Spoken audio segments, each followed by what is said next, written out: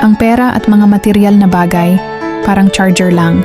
Kailangan mo para gumana ang ilang bagay sa buhay. Pero kung ibibigay mo na lang lahat ng oras at pansin mo para makakuha at mapanatili sila, baka makalimutan mo na yung tunay na battery ng buhay mo.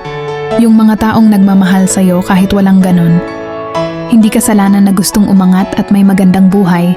Pero tandaan, ang yaman na hindi mo maibabahagi, parang mansyon na walang pintuan. Maganda tingnan pero walang makakatuloy. Ang tunay na kayamanan hindi lang nasa mga bagay na makikita at mahahawakan. Ito'y nasa ngiti ng mga taong natutulungan mo, kaibigan, pamilya, at sa kasiyahan na iyong nadarama kapag nakatulong ka sa iba. Hindi ito kailangang malaking halaga. Kahit maliit na bagay na nagbibigay ginhawa o pag-asa sa kapwa, iyon na ang tunay na halaga ng yaman na may pintuan na bukas para sa lahat.